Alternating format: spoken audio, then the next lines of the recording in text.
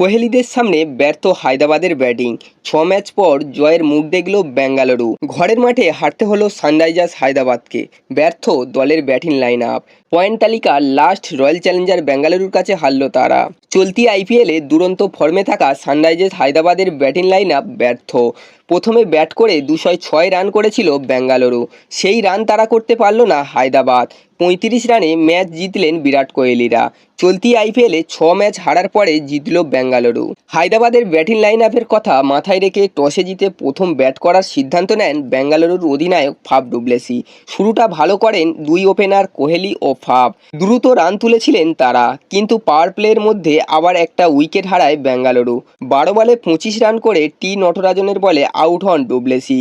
প্রথম 5 ওভারে 5 জন বোলারকে দিয়ে বল করান হায়দ্রাবাদের অধিনায়ক প্যাট কামিন্স। পাওয়ার প্লের পরে রানের গতিটা কিছুটা কমে গিয়েছিল বেঙ্গালুরুর। সেখান থেকে দলকে টানেন 4 নম্বরে ব্যাট করতে আসা রজত পাটিদার।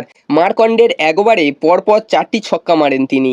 মাত্র 19 বলে অর্ধশত রান করেন পাটিদার, কিন্তু পরের বলে আউট হয়ে যান তিনি। কোহলিও নিজের অর্ধশত রান পূর্ণ করেন। তারপরেই অবশ্য উনাদকাটের বলে 51 রানের মাথায় আউট হয়ে যান তিনি।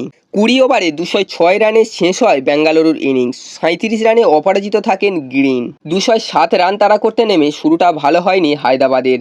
প্রথম ওভারেই উইল জ্যাক্সের বলে 1 রানের মাথায় আউট হন ট্রেভিস হেড। চলতি আইপিএলে প্রথমবার পাওয়ার প্লেতে 4 উইকেট হারালো হায়দ্রাবাদ। লক্ষ্য বড় হওয়ায় দ্রুত রান তোলা ছাড়া উপায় ছিল না হায়দ্রাবাদের। লড়াই থামাননি হায়দ্রাবাদের আগ্রাসী ব্যাটিং। শুরু করেন কামিন্স। একের পর এক বড় শট খেলেন তিনি। শেষ পর্যন্ত 20 ওভারে 8 উইকেটে 171 রানে শেষ হয় হায়দ্রাবাদের ইনিংস। চলতি আইপিএলে এই প্রথমবার আগে ব্যাট করে ম্যাচ জিতল বেঙ্গালুরু। বন্ধুরা, হায়দ্রাবাদ বনাম বেঙ্গালুরুর ম্যাচটি আপনাদের কেমন লাগলো অবশ্যই কমেন্ট বক্সে জানাবেন। আর আপনারা কোন দুটি টিমকে ফাইনালে দেখতে চান কমেন্ট বক্সে অবশ্যই জানাবেন। ভিডিওটি ভালো লাগলে একটা লাইক করে দেবেন এবং এই ধরনের ক্রিকেটিং নিউজ প্রতিদিন পাওয়ার জন্য চ্যানেলটিকে অবশ্যই সাবস্ক্রাইব করে দেবেন।